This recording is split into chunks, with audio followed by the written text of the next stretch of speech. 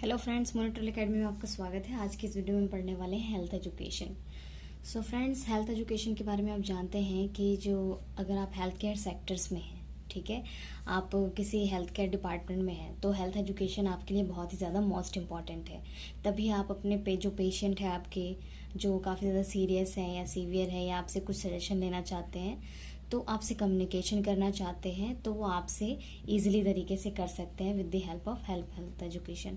अगर आपको हेल्थ की एजुकेशन है कि किस तरीके से आप उनको मोटिवेट कर सकते हो या फिर हेल्थ के रिगार्डिंग आप किस तरीके से उनको एजुकेट कर सकते हो, that is a health education. So it is a term which use by health professional. So ये एक टर्म है जो कि हेल्थ प्रोफेशनल इसे यूज़ करते हैं। सो health education is a indispensable in achieving individual and a community health। So basically क्या होता है फ्रेंड्स कि ये हेल्थ जो है, जो एजुकेशन होता है, जो इंडिस्पेंसिबल होता है, इन अचीविंग होता है, इंडिविजुअल होता है और कम्युनिटी हेल्थ भी होता है। So it's help to increase knowledge and reinforce desire behaviour patient. Actually क्या होता है कि अगर ये क्या करता है, आपकी नॉलेज को इंक्रीज़ करता है।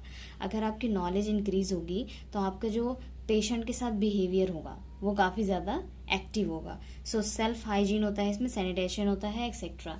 तो इसमें सेल्फ हाइजीन भी आप रख सकते हो। जैसे कि अगर आप हेल्थ एजुकेशन का पता है आपको कि आप किस तरीके से अपनी हेल्थ को सेफ रख सकते हैं या फिर सिक्योर रख सकते हैं, तो इसमें आपका बेनिफिट है। सैनिटेशन भी है इसके अंदर etcetera. Prevention of disease to promotion of healthy lifestyle. तो बेसिकली क्या होता है, जब आपको हेल्थ एजुकेशन होती है फ्रेंड्स, तो इसमें डिजीज जो है वो प्रिवेंट होता है और प्रमोशन होता है हेल्दी लाइफस्टाइल का। हेल्दी लाइफस्टाइल का मतलब ये है कि आप किस तरीके से अपनी लाइफ को हेल्दी कर सकते हैं। मतलब जैसे कि आप क्या कर रहे हैं, वेजिटेबल्स खा रहे हैं, फ्रूट्स खा रहे हैं, या फिर आप ऑयली फूड बंद कर रहे हैं, जंक फूड नहीं खा रहे हैं, तो इससे आपकी हेल्थ पे बहुत बड़ा फर्क पड़ता है। आप नॉर्मल जॉगिंग वॉकिंग कर रहे हैं, नहीं कर रहे हैं। So it's help in modification of individual behaviour to modification of social environment in which the individual life. तो बेसिकली क्या होता है फ्रेंड्स कि आप अपने सोशल और जैसे इन्वायरमेंटल जो बिहेवियर है आपका, उसमें क्या है, एक मॉडिफिकेशन होता है। जैसे कि आप किसी पेशेंट से कम्युनिकेशन कर रहे हो, तो कम्युनिकेशन करने का एक तरीका होता है कि आप उसको किस तरीके से समझा रहे हैं, ठीक है। तो वो हमारे हेल्थ एजुकेशन के अंदर आता है। अगर आपको हेल्थ की एजुकेशन के बारे में पता है, हेल्थ के बारे में पता है, तो आप दूसरों को भी क्या है उसके बारे में डिटेली आप बता सकते हो। Objectives of health education. तो कुछ ऑब्जेक्टिव्स हैं हेल्थ एजुकेशन के रिगार्डिंग, वो हम डिस्कस कर रहे हैं। To encourage people to adopt and sustain health promoting lifestyle and practice. तो क्या होता है, कुछ जो पीपल्स होते हैं वो इनकरेज करते हैं और क्या करते हैं, सस्टेन होते हैं हेल्थ को लेके, प्रमोटिंग लाइफस्टाइल और प्रैक्टिस होते हैं, ठीक है। So to promote the proper use of health services available to them. तो बेसिकली क्या होता है, इनको प्रमोट किया जाता है proper use of health services available to them. तो क्या होता है, इनके जो हेल्थ सर्विसेज हैं इनके लिए प्रॉपर अवेलेबल होते हैं। सो create arouse interest, provide new knowledge, improve skills and change attitudes in making rational decisions or solve their own problems। so basically क्या होता है, इनको इम्प्रूव करने के लिए इनकी स्किल को इम्प्रूव करना होता है, इनके एटीट्यूड्स में चेंज लाना होता है, और जो रैशनल डिसीजेज हैं ये खुद के प्रॉब्लम्स को सॉल्व कर सकते हैं। जैसे कि फ्रेंड्स आपको पता है कि किस प्रॉब्लम में क्या सोल्यूशन निकालना है, जैसे कि आपको कभी फीवर आता है तो आपको पता है कि आपको क्या लेना है, डोलो लेना है या डाइक्लोपैरा लेना है। आप बॉडी पेन भी है तो डाइक्लोपैरा भी ले सकते हो आप। तो ऐसी मेडिसिन के बारे में, छोटी मोटी मेडिसिन के बारे में आपको पता होता है तो आप उसे ले लेते हैं। तो ये भी एक हेल्थ एजुकेशन के अंदर आता है कि आपको उस चीज़ की नॉलेज है तभी आप उसे ले रहे हैं। तो हेल्थ सेक्टर में ये होता है फ्रेंड्स कि आप अपने लाइफस्टाइल को किस तरीके से मॉडिफाई कर रहे हो, या फिर आप कह सकते हो कि आप अपने जो हेल्थ को लेकर है कितने कॉन्शियस हैं, ठीक है। तो वो उस पर डिपेंडेंट होता है। To stimulate individual and community, so self reliance and prescription participation of achieve health development of individual and community involvement at every step from identify problem to solving them. So basically क्या होता है, जो participation होते हैं community self रिलायंसेस में, उसमें क्या होता है, अचीव जो डेवलपमेंट होती है वो इंडिविजुअल एंड कम्युनिटी में जो होता है, वो एवरी स्टेप क्या होता है, आइडेंटिफाई किया जाता है उनकी प्रॉब्लम को सॉल्व करने के लिए। ठीक है friends. So health education has the potential for saving many more lives than has any other research discovery of the foreseeable future. तो क्या होता है फ्रेंड्स कि जो हेल्थ एजुकेशन होती है बहुत ही पोटेंशियल होती है, ये काफ़ी लाइफ को सेव करती है। ठीक है, क्योंकि फ्रेंड्स एक जो अगर आप कह सकते हैं कि एक हेल्थ एजुकेशन आपकी लाइफ को सेव कर सकता है, वो इस तरीके से कि अगर आप अपनी हेल्थ के साथ कुछ गलत कर रहे हैं तो अगर आपको हेल्थ एजुकेशन मिल जाती है, अगर आप उसको करेक्ट कर लेते हैं, तो क्या पता आपको जो बड़ी डिजीज़ होने वाली थी या कोई ऐसी डिजीज़ होने वाली थी कि जिससे आपको आपके जान का खतरा था, तो उससे आप प्रोटेक्ट हो सकते हो। जैसे कि फ्रेंड्स आजकल शुगर बहुत ज़्यादा चल रहा है, जैसे बच्चे होते हैं, बड़े होते हैं, और खासकर बड़ों में तो शुगर नॉर्मल है कि थोड़ा ज़्यादा हो जाता है, लेकिन आजकल बच्चों में भी शुगर लेवल बढ़ रहा है। ठीक है, तो इसका एक ये रीज़न हो सकता है कि आपकी जो ओबेसिटी है, आपका जो लाइफस्टाइल है, वो कुछ इस तरीके से है कि आपका शुगर लेवल दिन प्रतिदिन बढ़ता जा रहा है। ठीक है, तो उसको कम करने के लिए जो मेडिकेशंस चलती है, इंसुलिन इंजेक्शंस चलते हैं, तो उससे क्या है कि वो एक हेल्थ एजुकेशन है जो आपको प्रोटेक्ट कर रहा है, आपको वो चीज़ बढ़ने से रोक रहा है। That is a health education. Contents of health education. So health education की कंटेंट्स क्या है, it's cover every aspect of family and community health. तो इसके अंदर हमारी फैमिली और कम्युनिटी हेल्थ इंक्लूडेड है friends. So while no define training curriculum can be problem the content of health education so may be divided into the following divisions. तो क्या होता है कि इसको फॉलोइंग डिविजन्स में अलग अलग तरीकों से डिवाइड किया हुआ है। सो ह्यूमन बायोलॉजी की बात करें, ह्यूमन बायोलॉजी के अंदर structure and function of the body. तो अगर आप हेल्थ एजुकेशन की बात करते हो फ्रेंड्स, तो इसको हमने अलग अलग तरीके से एजुकेशन, हेल्थ एजुकेशन को लेते हुए अलग अलग चीज़ों में डिवाइड किया हुआ है। ठीक है, हेल्थ एजुकेशन को। तो ह्यूमन बायोलॉजी के अंदर फर्स्ट हमारा आता है structure and function of the body. आपका जो बॉडी का स्ट्रक्चर है और उसका जो फंक्शन है आपकी बॉडी का, वो किस तरीके का है। How to keep physically fit, exercise, rest and proper sleep. तो कैसे आप अपनी जो फिजिकल खुद को फिट रख सकते हैं, एक्सरसाइज कर सकते हैं, रेस्ट कर सकते हैं, प्रॉपर स्लीप कर सकते हैं। So the effect of alcohol, smoking and drug on the body, cultivation of healthy lifestyle. तो क्या करता है कि अल्कोहल, स्मोक, ड्रग आपकी बॉडी को ना कल्टिवेट करता है। ठीक है, आपकी हेल्दी लाइफस्टाइल को कल्टिवेट करता है। सो रिप्रोडक्टिव बायोलॉजी। रिप्रोडक्टिव बायोलॉजी की बात करें तो फैमिली प्लानिंग में दिक्कत आ सकती है आपको, child care, breast feeding, immunisation, common child infection, तो ये भी हो सकता है। तो कोमल चाइल्ड इन्फेक्शन क्यों, कब होगा फ्रेंड्स, अगर मदर ठीक नहीं होगी तो बेबी भी ठीक नहीं होगा, क्योंकि जो भी है मदर जितना भी न्यूट्रिएंट्स ले रही है वो सारा क्या है, बेबी के अंदर जा रहा है। अगर मदर अल्कोहल कर रही हैं, अल्कोहल ड्रिंक ले रही हैं, तो क्या होता है कि उससे बेबी पे काफ़ी ज़्यादा इफेक्ट पड़ सकता है। उसका जो इन्वायरमेंटल है, उसका जो पीएच लेवल है, वो टेम्परेचर है, वो काफ़ी ज़्यादा हाई या डाउन हो सकता है।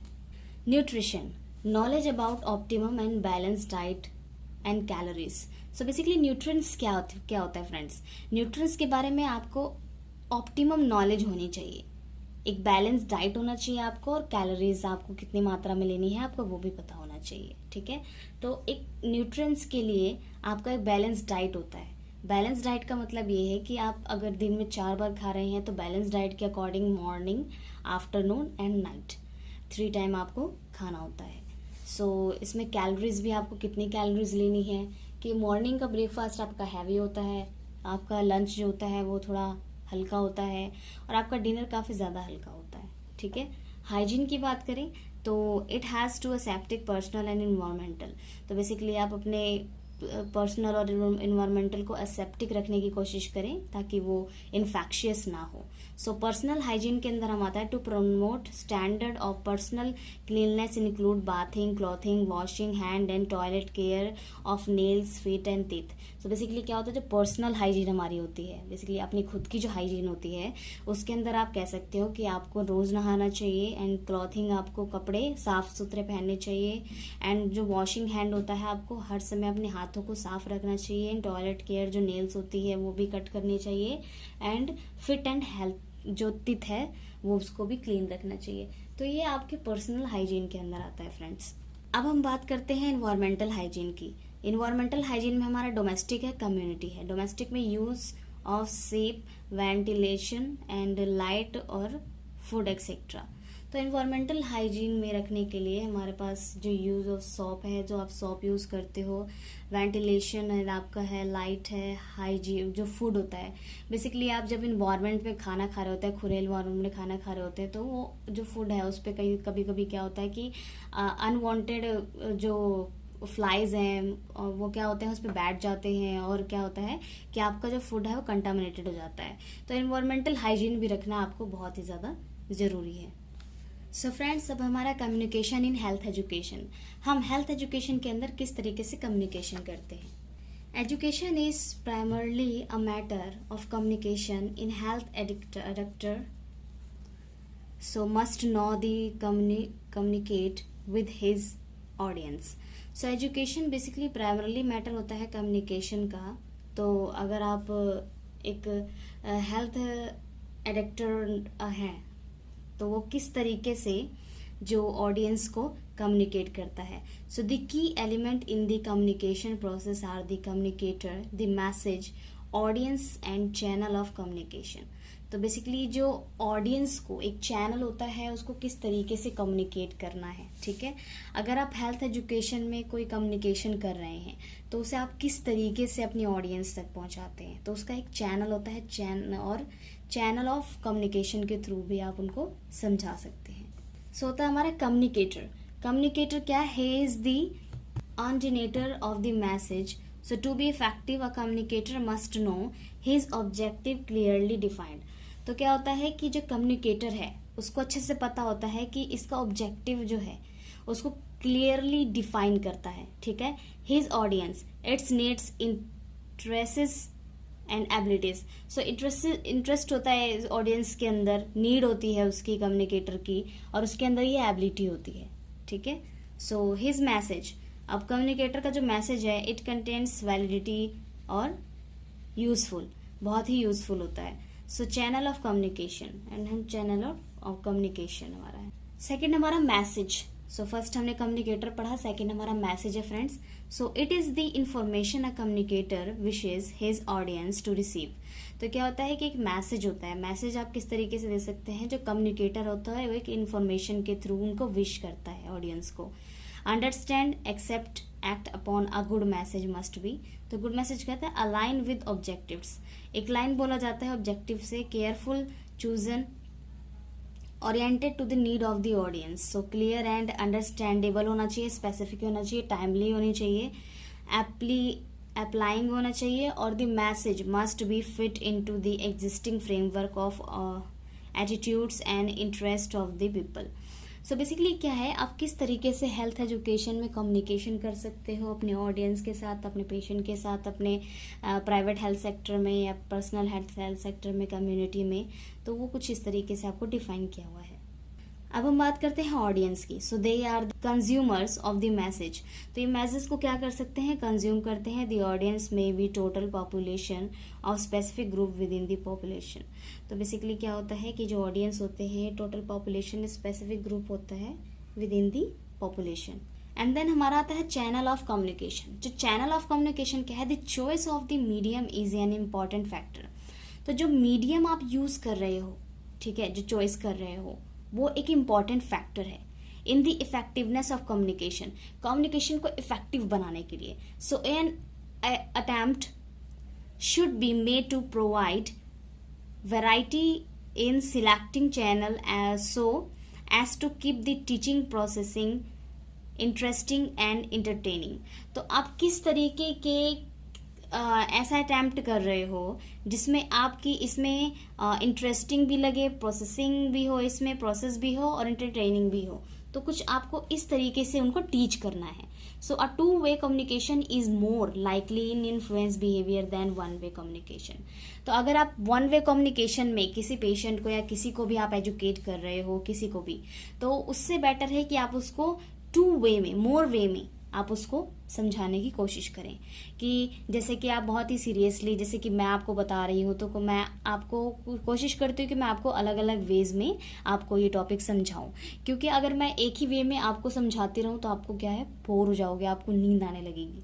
ठीक है, सो क्या है कि एक ही प्रोसेस को अगर आप कुछ अलग अलग तरीके से बताते हैं तो उसमें इंटरेस्ट आता है। ठीक है, सो बैरियर ऑफ कम्युनिकेशन है हमारा फ्रेंड। जब हम कम्युनिकेशन करते हैं तो काफ़ी सारी बैरियर्स आ जाते हैं।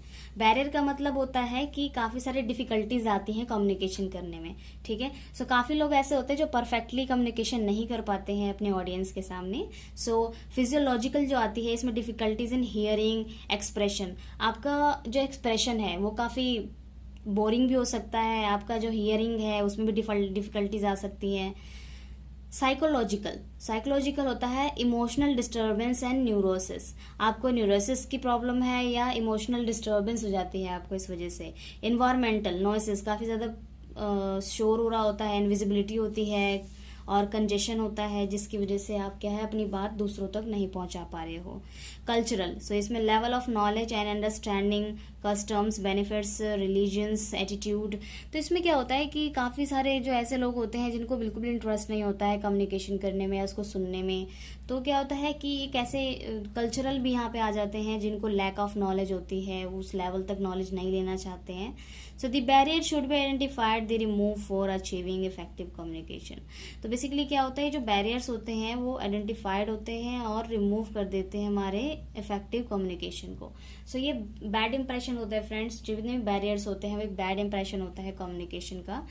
हेल्थ एजुकेशन के अंदर कम्युनिकेशन इज अ मस्ट, क्योंकि अगर आप किसी को समझा पा रहे हैं अपनी आपको इसकी एजुकेशन है हेल्थ एजुकेशन की, तो दैट इज अ परफेक्ट। ठीक है, फ्रेंड्स इसमें अगर आपके कोई क्वेश्चन है, कोई डाउट है तो आप कमेंट बॉक्स में पूछ सकते हैं आप। वीडियो अच्छी लगी है तो लाइक कीजिएगा, फ्रेंड्स को शेयर करना मत भूलिएगा फ्रेंड्स, और चैनल को सब्सक्राइब कर दीजिएगा। मिलते हैं नेक्स्ट वीडियो में। Thank you so much.